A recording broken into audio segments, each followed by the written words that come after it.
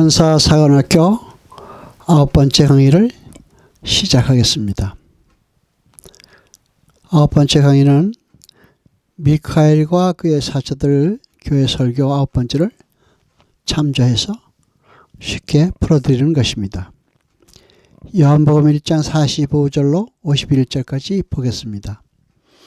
빌립이 나다나엘을 찾아가로되 모세가 율법에 기록하였고 여러 선지자가 기록한 그 일을 우리가 만났으니 요셉의 아들 나사렛 예수니라. 나다나엘이 가로되 나사렛에 무슨 선한 것이 날 수 있느냐? 빌립이 가로되 와보라 하니라. 예수께서 나다나엘이 자기에게 오는 것을 보시고 그를 가리켜 가라사대 보라, 이는 참 이스라엘 사람이라 그 속에 간사한 것이 없도다. 나다나엘이 가로되 어떻게 나를 아시나이까? 예수께서 대답하여 가라사대 빌립이 너를 부르기 전에 네가 무화과 나무 아래 있을 때 보았노라. 나다나엘이 대답하여되 라비여, 당신은 하나님의 아들이요 당신은 이스라엘의 임금이로소이다. 예수께서 대답하여 가라사대 내가 너를 무화과 나무 아래서 보았다 함으로 믿느냐? 이보다 더 큰 일을 보리라. 또 가라사대 진실로 진실로 너에게 이르노니 하늘이 열리고 하나님의 사자들이 인자 위에 오르락내리락 하는 것을 보리라. 아멘. 나다나엘은 이 요한복음서에만 나옵니다. 그가 누구인지 확실한 기록이 없습니다. 12제자 중에 한 사람이었는지 아니면 그냥 제자였는지는 잘 알지 못합니다. 그러나 지금은 예수님께서 그의 제자들과 함께 있는 시간이므로 아마 예수님이 제자 중에 한 사람이라고 추측할 수가 있습니다. 그런데 여기서 그리스도를 요셉의 아들이라고 말한 것과 나사렛을 그의 고향으로 소개한 것은 잘못 소개한 것입니다. 잘 알지 못하고 있었다는 것입니다. 46절에 보면 나사렛에서는 선한 것이 날 수 없다고 한 나다나엘을 볼 때 나다나엘은 이미 성경에 대해 상당한 지식이 있었다고 볼 수가 있었습니다. 그래서 잘못했으면 예수님께로 인도되지 못할 뻔했습니다. 그러나 빌립은 결과적으로는 나다나엘을 베들레헴에서 출생하신 하나님의 아들에게까지 인도하였습니다. 여기서 우리는 하나님을 사모하는 열정은 그가 비록 부족한 지식을 가졌을지라도 다른 사람을 하나님께로 인도할 수도 있다는 것을 보여주고 있습니다. 그러나 여기에서의 의미는 예수님께서 나다나엘이라는 사람을 보고 그를 칭찬하는 것이 아니고 오히려 우리에게 일반적인 교훈을 주시는 것이라고 볼 수가 있습니다. 이스라엘 사람이라고 해서 모두 참 이스라엘 사람은 아니라는 것입니다.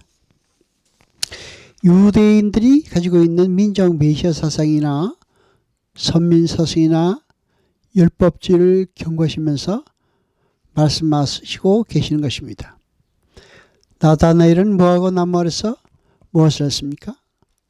나다나엘은 하나님의 언약은 하나님의 은혜로만 이루어진다는 것을 무화과 나무 아래서 깨달아 알았다는 것을 암시한다고 볼 수가 있습니다. 그리고 여기에서 우리는 그리스도께서는 항상 우리를 살펴보시고 계신다고 하는 것을 알 수가 있습니다.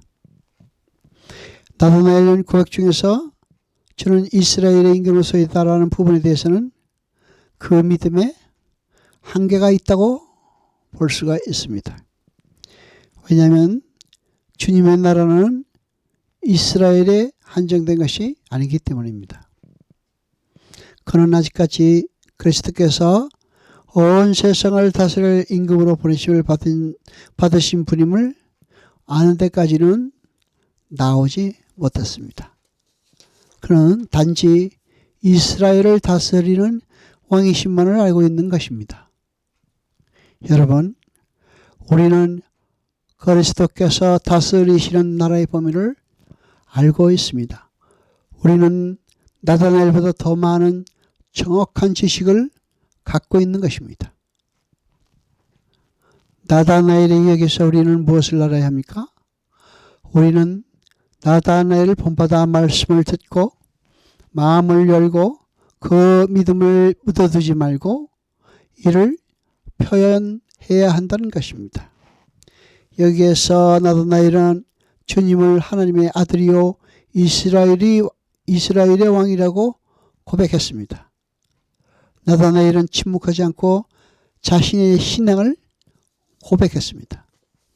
그리고 그 고백은 당신은 메시아입니다 라는 고백입니다. 여러분은 자신의 신앙을 고백하고 계십니까? 여러분은 하나님 앞에서 자기의 신앙을 확증하고 계십니까? 나다나엘의 믿음은 다윗의 언약에 의한 것입니다. 다윗의 언약 몇 구절을 보았습니다. 사무엘하 7장 12절로부터 13절까지 보겠습니다. 내 수완이 쳐서 내 조상들과 함께 잘 때에 내가 내 몸에서 날 자식을 내 뒤에 세워 그 나라를 견고케 하리라. 저는 내 이름을 위하여 집을 건축할 것이요 나는 그 나라 위를 영원히 견고케 하리라. 아멘. 바로 이 구절에서 이스라엘의 메시아 사상이 시작된 것입니다. 이 구절은 하나님께서 나단을 통해 다윗에게 하신 언약의 일부입니다. 하나님께서 다윗의 한 아들로 하여금 왕위를 계승케 해서 다윗 왕조를 세우시겠다는 것입니다. 실제로 이렇게 해서 다윗 왕조가 성립이 되었고 솔로몬이 다윗의 씨로 하나님의 아들이 돼서 하나님의 백성인 이스라엘을 하는 대신 통치했습니다. 성전도 지었습니다. 그러나 우리가 아는 것처럼 하나님께서 나단을 통해 하셨던 언약은 장차 다윗의 후손으로 오실 메시아 예수 그리스도를 가리키신 것입니다. 그런데 이스라엘은 그 언약을 곡해한 것입니다. 만일 이 나단의 신탁이 눈에 보이는 이스라엘에 대한 하나님의 언약이었다면 다윗의 후손과 다윗의 왕국이 영원해야 하는 것입니다. 지금도 존재하고 있어야 합니다. 그러나 다윗의 후손과 다윗의 왕국은 지금은 존재하지 않습니다. 이스라엘은 사무엘서에 기록된 하나님의 언약을 메시아 사상으로 발전시켰습니다. 나단의 신탁은 하나님께서 미래 어느 날 종말에 한번 이스라엘의 다윗의 씨를 일으키시고 다윗 왕조를 재건하시고 그 다윗의 씨가 하나님 대신 백성을 통치하는 왕이 되어 태평성대를 재현하실 것이라는 것입니다. 유대의 민족은 바로 그 민족 메시아의 사상을 신앙처럼 간직하고 있었습니다. 이스라엘 자손들은 자신들만이 야곱 안에서 구원받은 선민이며 그렇게 숙명 지어진 민족이라는 자의적 해석을 신앙적으로 집착하고 있었던 것입니다. 나다나엘도 그런 메시아를 기다리던 사람이었습니다. 그런데 주님께서 자신이 무화과 나무 아래서 고민하고 묵상하던 것을 아신다고 하자 이분이 바로 나단의 신탁에서 예언된 그 메시아구나 라고 생각하게 된 것입니다. 주님은 나다나엘이 다른 유대인들처럼 선민사상이나 율법주의에 의해 하나님의 언약이 이루어지는 것이 아니라 오직 은혜로 그 하나님의 언약이 이루어짐을 무화과 나무 아래서 묵상하고 고민하던 끝에 깨달은 사람이라는 것을 암시하고 있습니다. 주님은 단순히 나다나엘 한 사람을 칭찬하는 것이 아니라 나다나엘을 들어 전체 하나님의 백성들에게 어떻게 해야 하는지를 가르치고 계신 것입니다. 여러분, 우리는 그때 일어났던 일이 지금도 계속 일어나고 있음을 보게 됩니다. 왜냐하면 한때 우리에게 닫혀졌던 하나님의 나라가 그리스도 안에서 열렸기 때문입니다. 하나님께서 우리에게 자기 자신을 나타내시는 모든 증거는 이 하늘이 열리는 것을 말하고 있기 때문입니다. 특히 하나님께서 우리에게 생명을 주시기 위하여 우리 자신과 교통할 경우에는 더욱 그렇습니다. 하늘문이 이제 우리에게 열림으로 하늘의 성도가 된 것입니다. 여러분, 우리의 시민권은 어디에 있습니까? 우리의 시민권은 하늘에 있다고 성경에 확실히 기록되어 있습니다. 오늘 본문에서 내가 더 큰 일을 보리라고 말씀하신 것은 무엇을 말씀하시는 것입니까? 그것은 그렇게 오직 예수를 통해서만 하늘을 갈 수 있게 된 그 주님의 십자가를 더 큰 일이라고 표현을 했습니다. 내가 이제 더 큰 일을 보리라. 여러분, 우리는 바로 더 큰 일을 본 사람들입니다. 우리에게는 믿음이 주어졌습니다. 우리는 그 믿음을 통하여 수시로 하늘을 보는 사람들입니다. 이것은 야곱과는 비교도 할 수 없는 놀라운 은혜인 것입니다.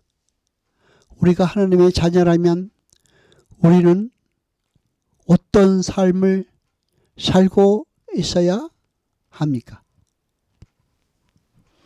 여호와 아버지 하나님 거룩하시며 세스트로 영광과 찬송 받으소서.